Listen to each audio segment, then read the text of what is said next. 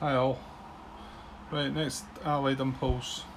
Like we talked about, we'd love to be able to activate the 5th Corps, but they were activated last Impulse. So I'm going to activate this, use this card to bring out the 10th Armoured units we've got in the Reserve Units box. There's 3 of them. Now, they're all strategic. One of them was dated the 17th, but that's not going to be relevant. They're going to all have to come in. I'll bring that down to look at the card. Yeah, this one was dated the 17th. These are the 18th, but there's no real relevance because they've got to come in the same hex anyway. So, not sure. There's not enough. I mean, bear in mind their deployment line is here in south. This is a small area. There's not enough a lot moved along yet, but I expect to see the 47. Well, some of them are quite far up north, but Bastogne. But then we've got, do we want to protect here? I think I'd like to get a unit, get one within range of Ettelbruck. So I think I'd like to put them, because I've got the core card to activate them, and I could do that next turn. Well, I want to move that unit into VRVA next turn, but if the Germans don't allow me to do that, shall we say, I might be able to at least cover Ettelbruck if I deploy these within range. So I'll have a wee look. Okay, thinking of deploying them strategically, maybe it doesn't make that much odds, because I've got to be 5 away strategically, so I was thinking that hex there, that's 1, 2, 3, 4, 5. I mean, I could actually deploy them within 3 of this unit into here. Was it here I was thinking? Yeah, here, because that would be 3 away, like not strategically deploying them in there, but I think back here's slightly better. I can move 1 or 2 into Ettelbruck. And I want to be able to do it with just a normal movement in case this unit happens to step into one of these, this hex here. They might combat this, he might, well, to be honest, it's unlikely he's going to move into there, but it'd still be better if I can use my normal movement rather than end up with the situation up at Verviers where I can't extended move into it, so. And then we've got them down there. We can also put a unit in R1 if we feel, because these 80 core units, didn't think I was going to have to worry about them too much, but they've broke through and they're starting to do a bit of damage, so might need to leave a unit down in R1. So possibly 1 in Ettelbruck, move 1 to R1, and then move the other one up north, possibly, something like that. Right, okay, I think I'll deploy them there, and like I say, they're in the core area, they're on a supply road, and they're at least 5 units, 5 hexes away from a German unit or town. So we'll go with that, and now I can take, that's the end of our impulse, so now I can take this cube off, and well, just got to hope that the German impulse goes kind for us. So right, I'll get ready for it. Okay, let's see what they're getting. Okay, that's not, we don't we see a yellow card? Oh! Why did you say that, Grant? Oh dear.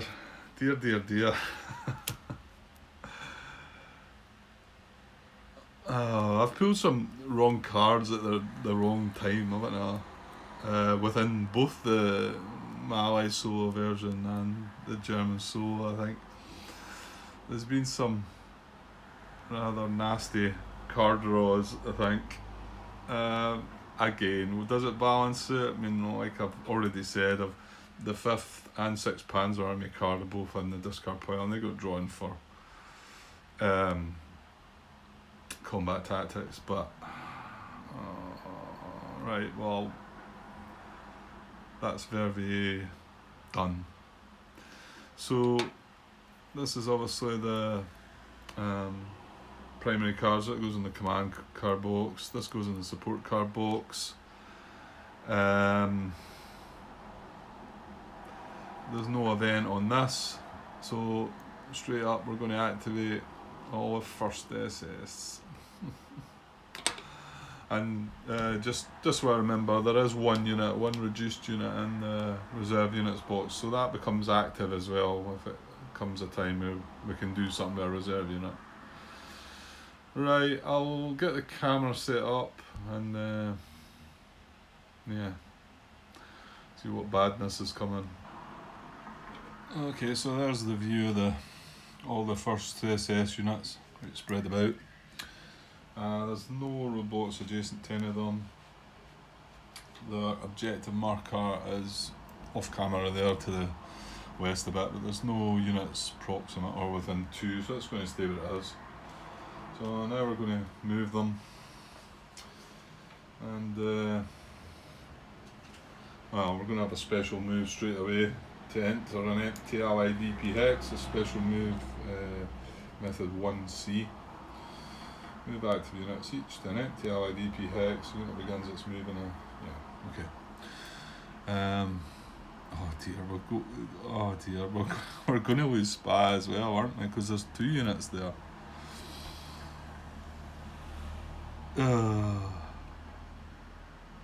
And I could have moved that. Unit strategically into SPA, couldn't I? Because it came through here and then went up there.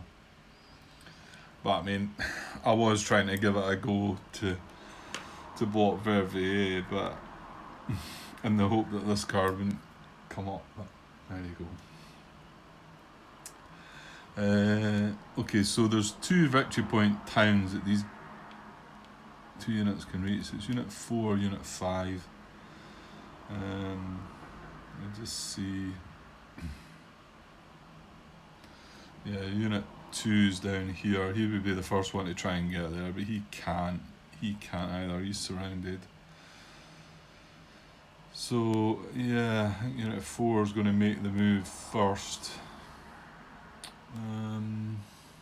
They can't get further along, can he? No, because this unit's going to stop him. They can't make a dash to Liège, for instance. Okay. Okay, so Unit 4 first, and he's got 2 choices. Tiebreakers are nearest his army objective. This Verviers is 1 hex closer. So let's grab a control marker. 5 victory points. Just stroll into Verviers, grab the 5 victory points. That takes him up to 21. Yeah, this is worrying. This could be a defeat.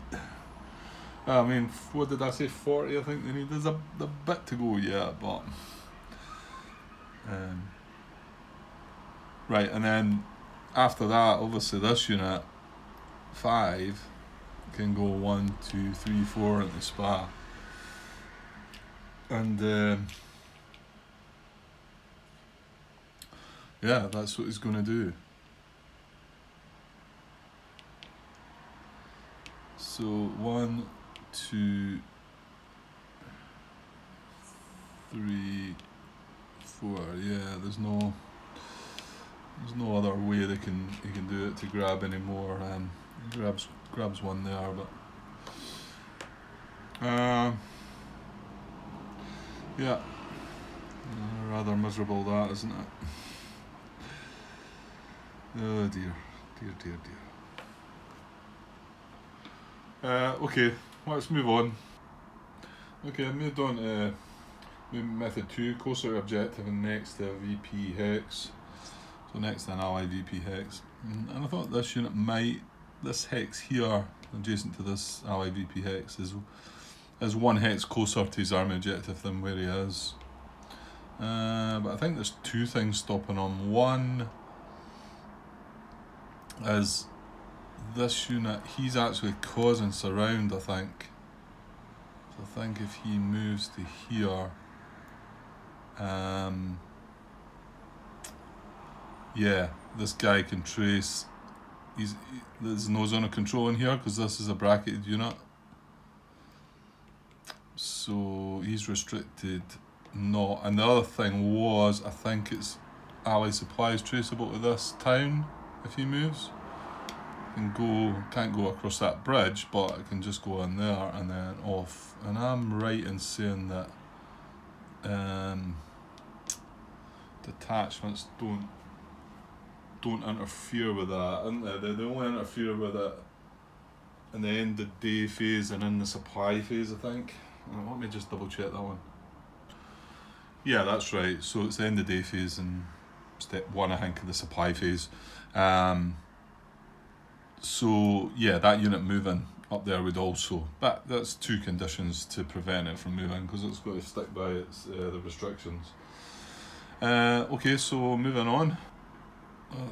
There's actually not many victory point towns left. Within range of the first SS. The only ones that are within range are, zoom out a little bit there again, are Trois Ponts here. But no other units can really get adjacent to that. Even this unit, you can't jump across. Sorry, I'm still off camera there. Hold on. You can't jump across here because he's zone of control from this unit. So nothing else can get adjacent to this really. This unit as well can't get around and into there. And the other victory point is probably this one up here that I was trying to get to. And I don't think anything's going to be able to move adjacent to that. Like I say, thought this one might have been, but he's not. So okay, so moving on to the next step would be to try and cause surround again. We've done a bit of that the last time, so there might not be much yet left, but I'll have a look. Okay, I think there's a couple units in here that are causing surround but aren't adjacent. I'm looking at this one again, like I already considered. Possibly this one. So it works down the way anyway. It's the highest number first, so don't think there's any other allied unit that's not surrounded already that we can try and surround. I don't think so. So let's look at this unit now. As I've already said, that if he moved up here, he's actually causing surround on this unit because he's zone of control in this hex. Now he alone is zone of control in this hex. There's no other units doing it, so he is surrounding this unit and also this unit because he alone is zone of control in this hex. So, and he's not adjacent to these 2 units that he is causing surround. So that suggests he would move into there adjacent. Now, I guess my assumption is it would be straight into that hex and then it's adjacent to both of them, but that might not necessarily be, because he could actually move into this hex, keep them both surrounded and be adjacent to just this one.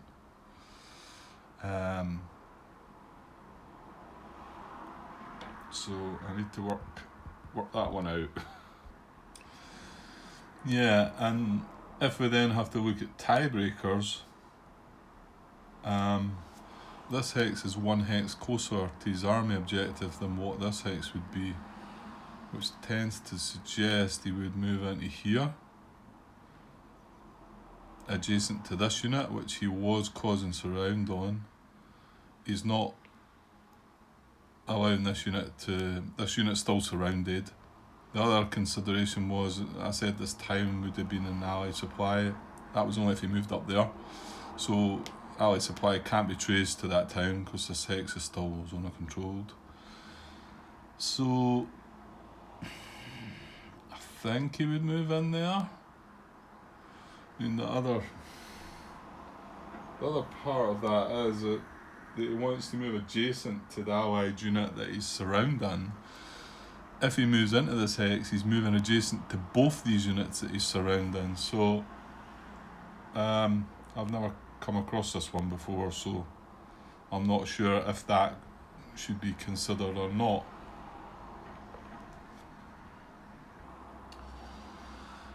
Okay, I had a wee glance in the forums there, but it's not something I've come across before. I don't think there's anything out there regarding this question. So just going to put this guy back though and consider just how it's worded here. It says, a German unit already causing an Allied unit to be surrounded. Okay, now this German unit is causing this unit to be surrounded, and we've already decided he's actually causing this unit to be surrounded too, because he's the only one that exerts his zone of control on this hex, which keeps these two surrounded. So a German unit already causing an Allied unit to be surrounded, but that is not in a hex adjacent to that Allied unit, moves adjacent if possible. So you could argue that he's looking at both these units and saying, well, I'm surrounding both of these units, but I'm not adjacent to both of these units, and I can get adjacent to both of these units legally, and, you know, by moving into this hex. So it's starting to sway me towards that one. Obviously, you know, it's maybe not clear in the rules that, but just the way I've worded that sounds like he wants to move adjacent to them both. You know, I know it's not been put in the rules that way. It's obviously something that's not being considered. Because if I do go up here, which is the tiebreaker to say, you know, it's a 9.22 tiebreaker saying I'm closer to my army objective, I'm then not adjacent to this unit. So, I don't think I'm going to find anything. I'm going to make a call here and say that I'm going to move on here, because I think both these units do have to be considered. Yeah, I feel like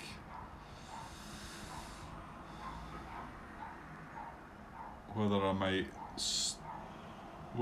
stop before going ahead with an attack and try and upload this, just to see what you might think about it. Well, maybe we could do an attack check first, because if he had went there, he would be the only unit adjacent to this one. So there's a possible attack on this guy because he's got a couple of units round about him. Right, I think I'm going to go with that, but I'd like to know what you think. If you feel like that shouldn't have been the choice, and the choice should have went straight to the tiebreakers, and that would have been the hex. Yeah, I'm going to go with that. Okay, so now having a look at unit selector number 9 here, and I said he was maybe could be considered to be surrounding but not adjacent.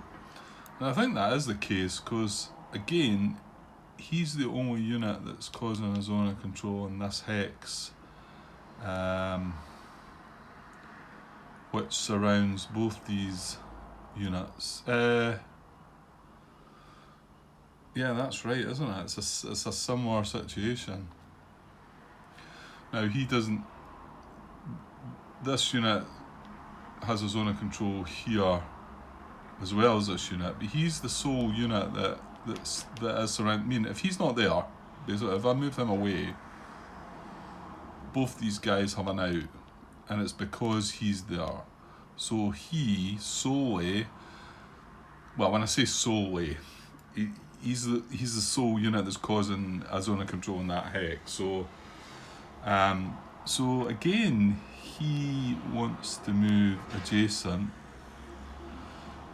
but it's slightly different this time, because, or is it just the same? No, I suppose it is the same situation. You know, I'm thinking, well, he could move here adjacent to just this one, but he could move there adjacent to them both. In actual fact, that hex is going to be closer to his army objective, so it's maybe it's an easier decision, this one. This one is not only going to be moving adjacent to both the units that he was surrounding, he's also going to be closer to his army objective. So we get away with that one. Whether that one's right or not could be argued, I suppose. So yeah, I think he moves there adjacent to them. It's not breaking any restrictions, I don't believe. Okay, yep. Okay, so I think that's the last option to cause surround. I can't see any other allied units that are not surrounded. And I think everything's moved adjacent. It needs to be... hold on. No, it's fine. I was just looking at possibility this if he's holding this surrounded, but they've got these two units here, and even if this unit was to do something else, the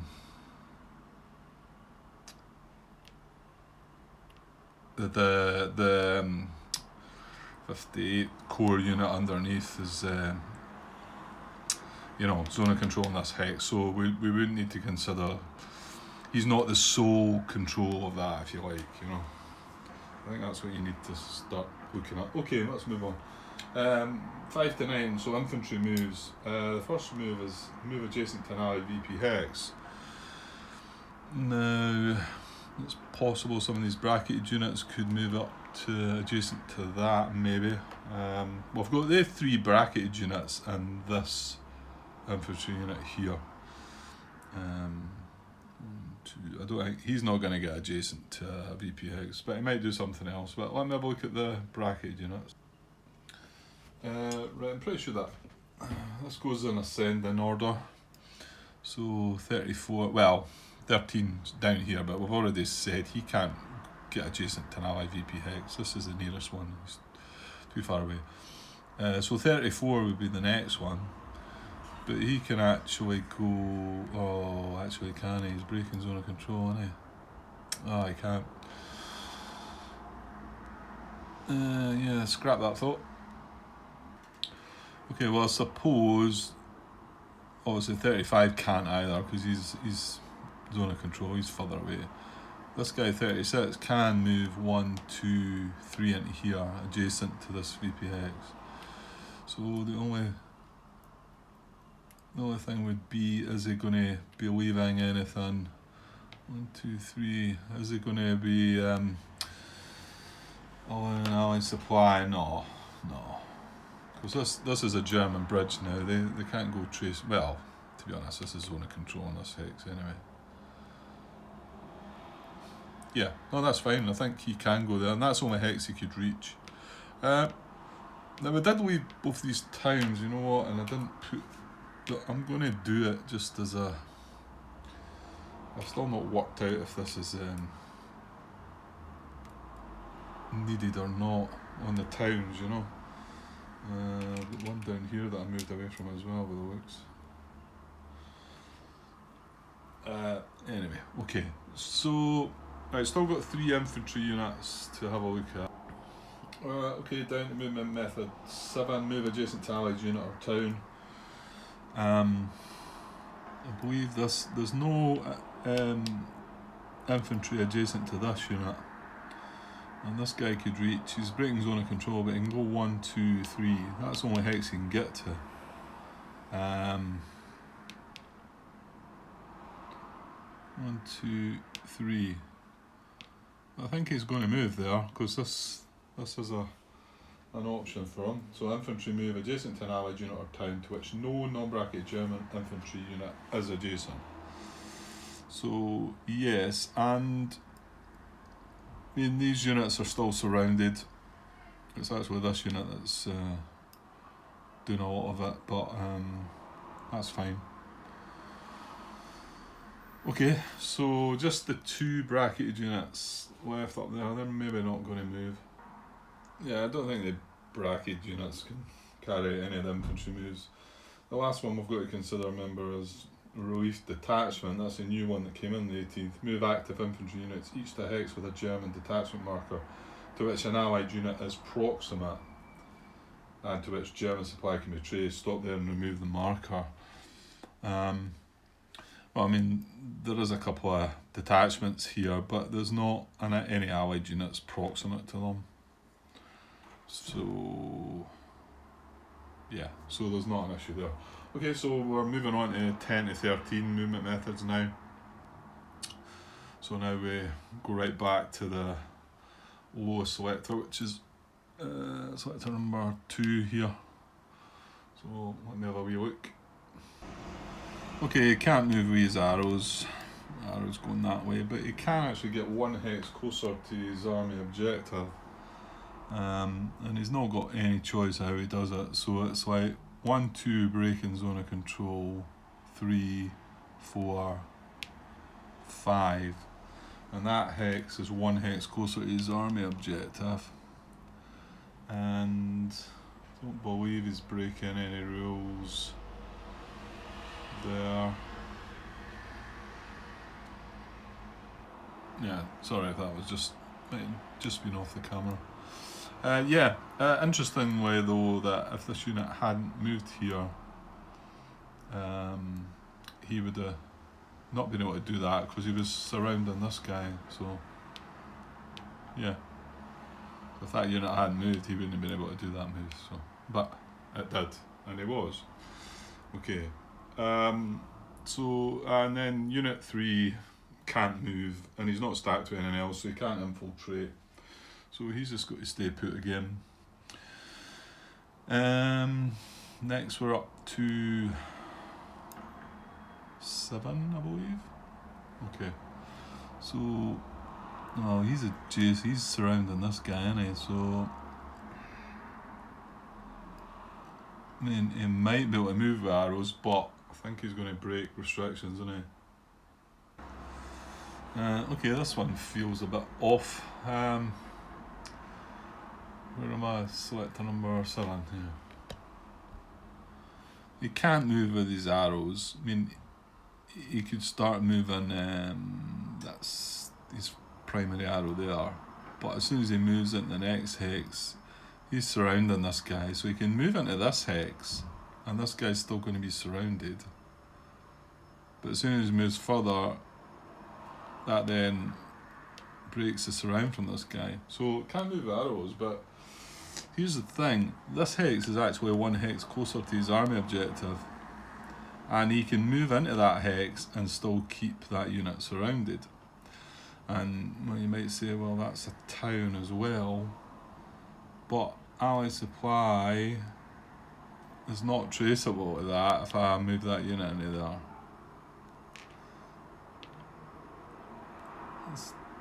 It doesn't feel good, this one though, because he's already adjacent to that stack of armoured units.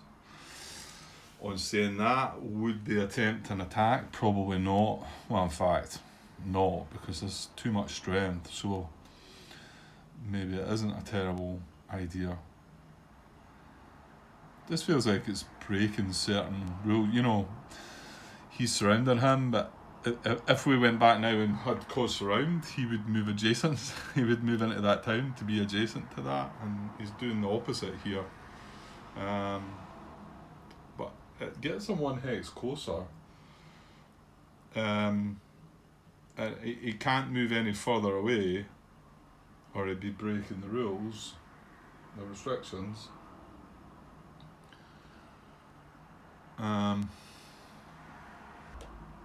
Yeah, I think the way it's written, then that's what he would do. Say there's no, still ally supply can't be traced to the town. These 3 units are still considered surrounded because he's on a control in this hex. So yeah, bit of an odd one, but there we go. Okay, so next unit B, unit 8 down in St. Vith. Now he might be able to actually have a move, right, this is one. Oh yeah, I noticed Martin commented he found it rather strange as well. St. Vith having a primary 5th arrow and a secondary 5th arrow and just a secondary 6th arrow. So yeah, a bit odd as well. So I don't know if something's been missed there, but we can only go with what's written. There's no errata, I don't believe, not that I know of. So in actual fact, he won't be able to move with arrows, will he? Because he's going to move, that's his only direction that's written in the hex anyway. And that stops him right there. So he's not going to do that, but I'm pretty sure he can move closer to his army objective. So let me have a wee look. Yeah, he can definitely get closer to his army objective. So he's wanting to try and get adjacent to an allied unit. I think this is his target. I mean, I suppose we could look at them, or in fact even this, because he could go 1, 2, 3, 4, 5. So there's going to be a 3-to-1 on that. But he can get into this hex, getting a 3-to-1 on that, and he can also get into this hex, getting a 3-to-1 on that as well. And I think the fact that's going to be closer to his army objective, because if there's more than one, the closest to army, yeah. So I'm pretty sure he's going to go 1, 2, 3, 4 into there. It's like I say, could have made it into here, but that's one hex closer, and it's an empty hex, which he would have adjusted with a tactical adjustment. And getting into this hex, you know, this one's closer, basically. That one's closer to his army objective. So, right, I missed what happened. Yeah, that gets a marker. Did I not miss another one there? Not. No, and again, he's leaving a town, but ally supply is not traceable to it. So, yes. That's good, right? On to unit number 10. Yeah, unit 10's got the exact same situation to what unit 7 had. And that he can't move away with his arrows. I mean, he couldn't move primary arrow, but he could potentially move his secondary arrow there first and then again, but he's surrounding this guy. And in fact, was he not a unit that previously moved from the likes of there to there to be adjacent? And now he can move to here. This unit's still surrounded. This feels odd, you know. But there's nothing to say that if a unit's surrounding a unit and it is adjacent, don't move away again. But whereas the other rule is if it's surrounding it, close surround, if it's surrounding it, it's not adjacent, it wants to move adjacent. So unless I'm missing something, or maybe that's been a slight flaw within the rules, or maybe it's been intended, there could be a reason for that. I did point out that this unit actually moving away from there, he wasn't going to make an attack on that, but I think that's kind of different situation. But he can move there. It's one hex closer to his army objective, and he's not breaking surround from this unit because they've all got zone of control here and here, and this unit still exerts zone of control into this hex. So yes, I think that's what's what. Right, so what have I got left? 26 up the top here, 34, 35. And you know what, I bet that 26 is going to do the same.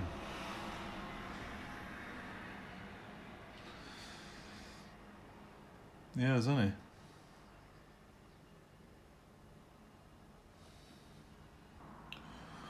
Yeah, because there's one to break away, but there's 4 to move into that forest. That's one hex closer to his army objective, and he's still holding zone of control in here, so this unit's still surrounded. So yeah, a few interesting moves there. Hopefully I'm doing them right. I don't see anything to stop any of that, although a lot of it feels a bit odd. But we've talked about all that before. Some of the moves can seem rather odd, but that's what they are. Okay, so the last two bracketed infantry units then.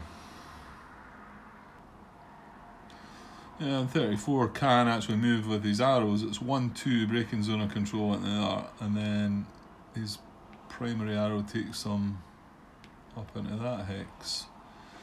Yeah, not breaking anything. So the last one's 35. He can't move his arrows. Can he get closer?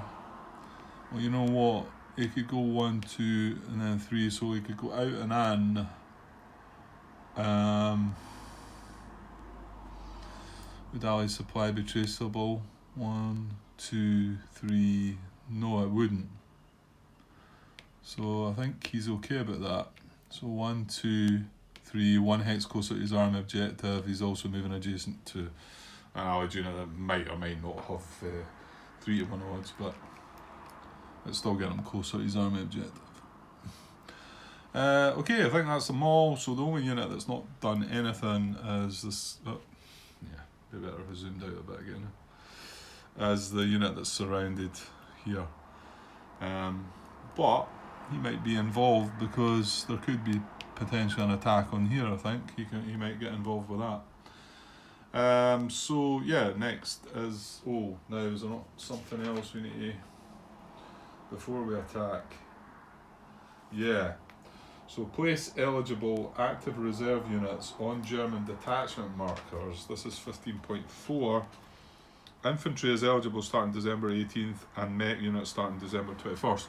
Well, if you remember, we do have this in the reserve units box. It's a bracketed infantry unit, so, and it's active. So yeah, going to have a look at that rule and see if it's maybe going to go somewhere.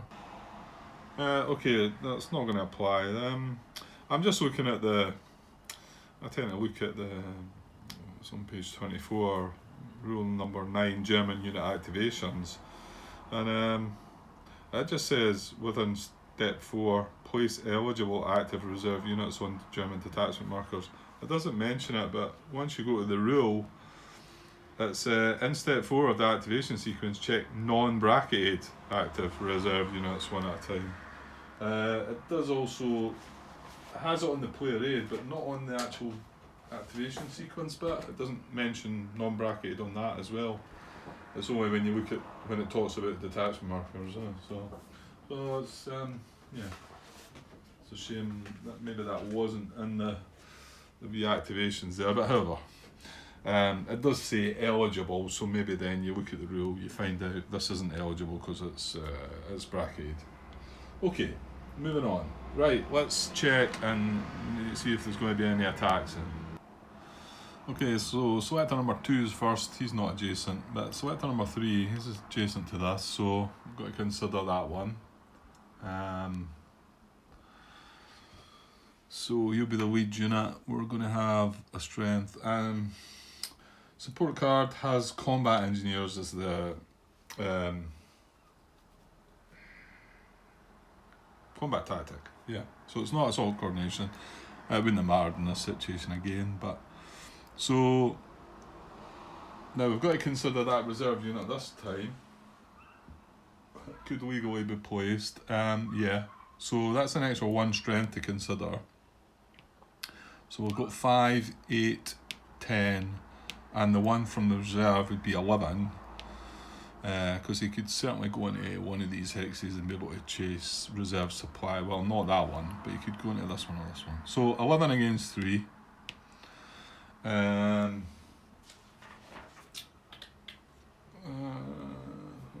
Position is not adjacent to an allied unit. I don't think he's getting in, is he? No, it's 11 against 3, and that's that. But not quite 4 to 1, so we've got 3 to 1, haven't we?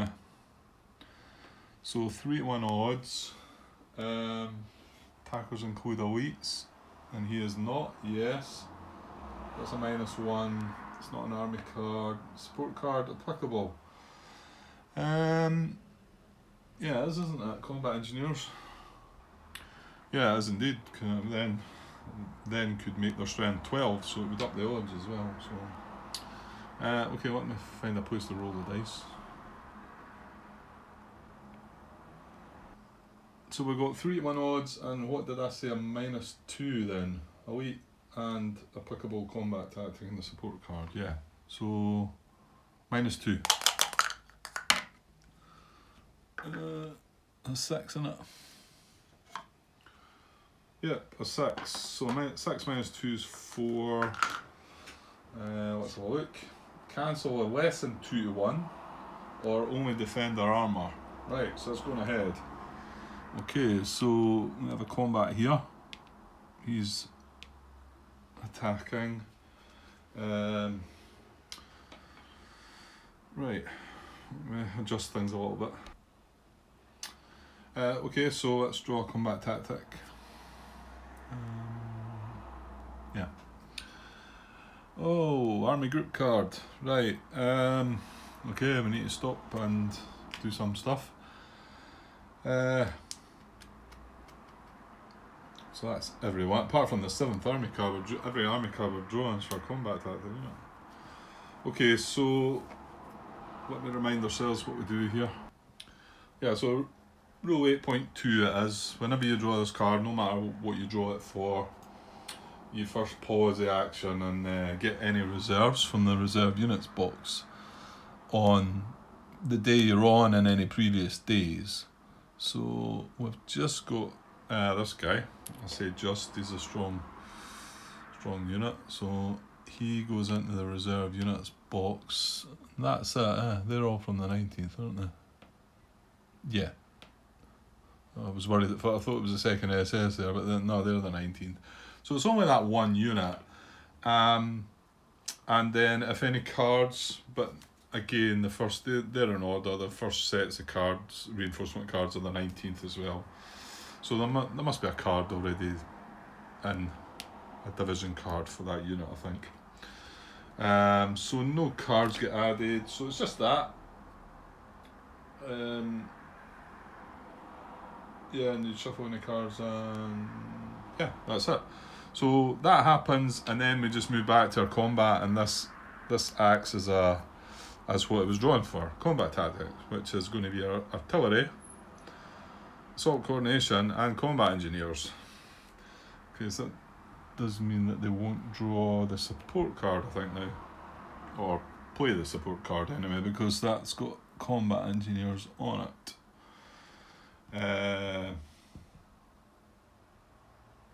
That's right, because you can only get one boost from the combat engineers. Yeah, so he's not going to play the support card now. So let's start working out the odds and the chip pools in. So, oh no, hang on. Did we get that reserve? We must get that reserve in first. Where are we? Yeah, so after deciding if we're drawing playing the support card combat tactic, we add active German reserve units to the combat, placing them in valid hexes adjacent to target 12.21. Okay. Okay, I think he can probably get put in this hex, this hex, this hex, or this hex, but not this hex or this hex. So, more than one hex. Yeah, remember he's got to have a reserve supply, and then not overstack. Right, that's fine. So I think every one of the ones that I said, pretty sure he could trace reserve supply from there. I'll double check once I decide where I'm going to put them. If more than one hex meets requirements, causing the defender to be surrounded is priority. Well, he's already surrounded. Then in a hex not across a river. So that rules out these two. And basically, yeah, it'd be half attack, half a one coming across, so it'd be pointless. Then in an empty hex, right, hold on then. Well, he's not. Well, if it's in that order, not across the river, then in an empty hex, because he's not going to be able to hit an empty hex now, because they're the only two, he can't go in that one. because he can't trace reserve supply. Then a hex with a fused German units. Well, they're both one unit. If more than one choice remains, a hex closest to the reserve unit's army objective. So that one's going to be closer. So I reckon that's where he's going to go. And just to confirm, reserve supply can trace into here. Yeah, to be honest, there's no issues. No, it's fine. Okay, so now we've got our force to carry out the attack. That's 8, 9, 11, yeah. I was wondering what, I thought it was 12, but I'm forgetting I've not added the 1 yet. So it's 11 strength, but +1 for the combat engineers. Now if this guy had if he has an IP, he'd remove that, wouldn't he? But he's not. But we add 1 strength, so that's 12 to 3, so 41 odds. And then chip pools are 1, 2, 3, but remember that one's brackets, that doesn't count. So 3 chip pools there, 1 for elites, 4, and then we'll go 3 combat tactics, artillery, assault coordination, and combat engineers. So that takes up to 7. 41 odds, 7 chip pools. So now we can decide if we want to play a combat tactic. I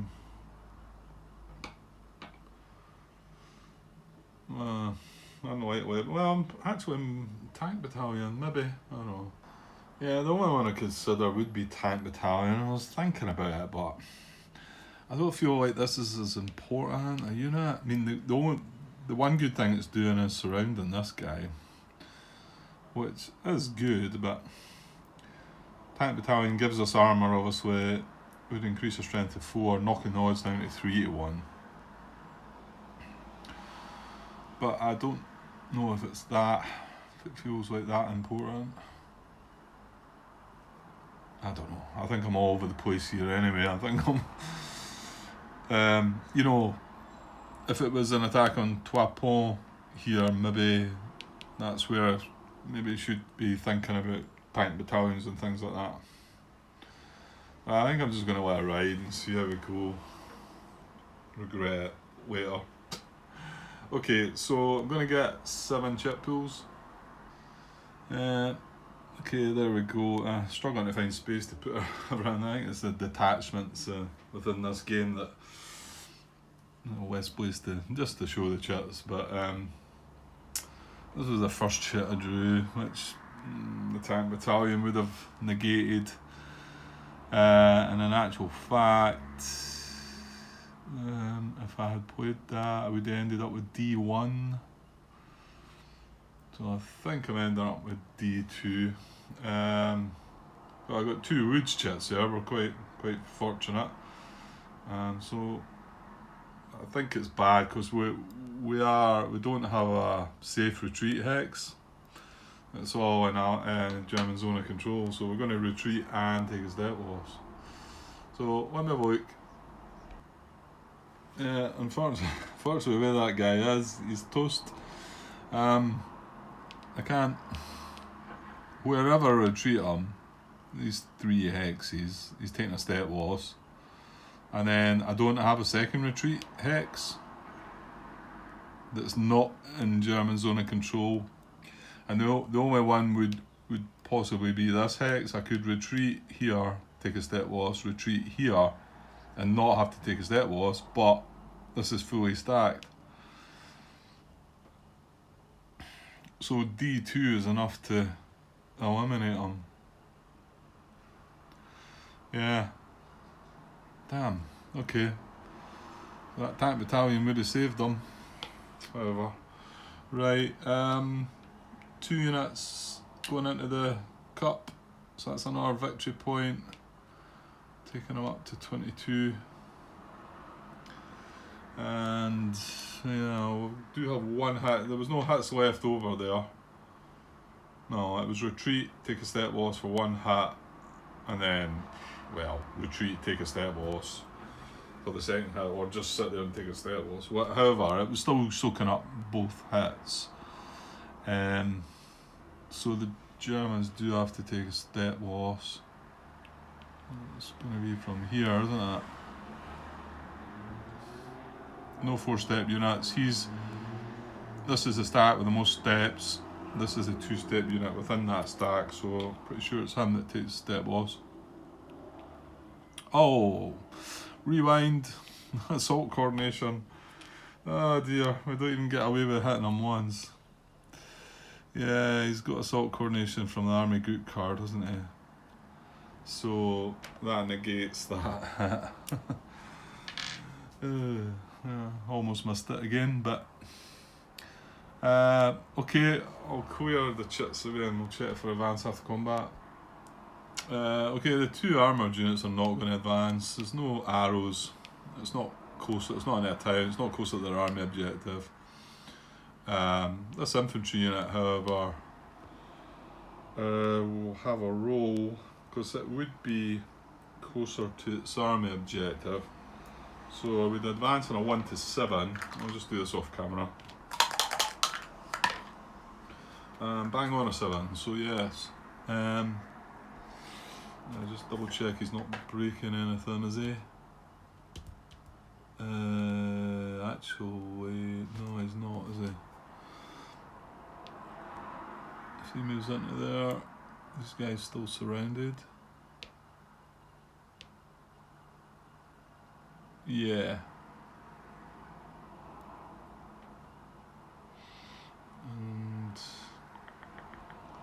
oh, I suppose it's not traceable to that town or anything like that, is it? No. Okay, I think that's it. And then the other unit was the bracketed unit underneath, which isn't going to move. So yeah, that's the first one. So next one to consider could be Unit 4, the one that moved into Verviers. He's adjacent to that infantry unit. So we can have a look anyway. So yeah, 4 against 3. I think I looked before about there's no issue with the Germans attacking out of the city. I don't believe. Just there is in this German solo game when the Allies attack out the city, but I think I mentioned that before. But I thought some of these rules can cross over and get you muddled up a little bit. So, oh sorry, not 4 against 3, 5 against 3, but there's still 1 to 1 odds. Now I don't think there's any adjustments. And there wasn't any reserves left, so it's just 5 against 3, 1 to 1 odds. Modifiers, he's not elite, and the defender's elite anyway, so that doesn't count. Army group card, right. Combat tactic would be combat engineers again. Well, yes, that would apply. He's in the city though. Surely that can't apply, or is that only when you're defending?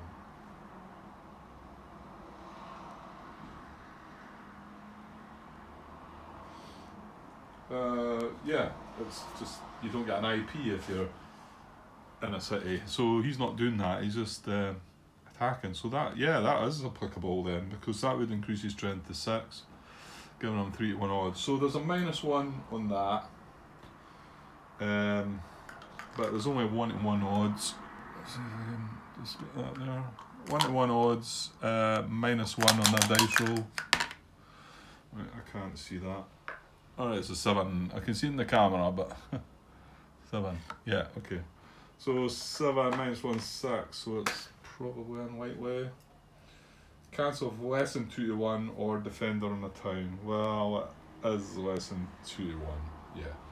Okay, so that's cancelled. Let's look at the next one. Let's find the next one. Okay, the next one I can find is 9. I don't think this is going to work, is it? Because it's 3 to 2, but he's got an IP and he's got a supplied unit adjacent. So that's going to be 3 against 4, isn't it? Yeah, we don't have assault coordination, and so we can't involve that guy. So yeah, that's out. 9's out. It's going to be less than 1 to 1. 10's not adjacent. Right, 11. Now, I know I talked about, I wasn't 100% sure about the movement of this guy. Well, to be honest, no, I think that was fairer because it was closer to his army objective. This one wasn't, and then I was talking about this guy here, unit selector number 11. I wasn't sure if you should have went there or you should have went there, and I just felt like that was the right one, but I'm not going to go and wait. I think I've been doing too much of that in the past as well. I don't want to make mistakes, but some of these sort of, if this was a mistake, I don't find it clear in the rules. Okay, someday Martin might come along and point me to it, and fair enough. But maybe some of these ones I've just got to record or go through, do it, note the rule down and note the mistake that I've made, and then just move on rather than rewind it on whatever, or what I'm doing just now. Right, I'll pause just now, upload it, I'll let you have a look and all that. No, it was something like this anyway. It didn't feel like it was that important a choice, and I would like to know if I got it right though. Okay. Going on again, Grant. Right, so we've got, well, he's got two options. Well, I don't think these are going to work. This is going to be 3 against 3 here, or 3 against 3 here. And they're both getting a +2. In fact, he's getting a +3 because he's in the forest. So, well, if anything, it's going to be 3 against this guy, but he's getting a +2. No, it's not going to happen, is it? Right, so no, I think we're done. Oh, I was hoping we could use up that combat engineers in the support card box though. I'm probably going to have to halt there. I thought I'd maybe just get through this impulse and that would finish the full impulse, but it looks like they're going to move on to the support card, going into the command card box and having a second impulse. Yeah, okay. Right, well, video's going on a bit long anyway, so I will take a cut. So we'll be coming back to the second half of the German impulse, the second German impulse of its turn. Well, I'll clear this up and I'll get back soon, guys. Okay, cheers.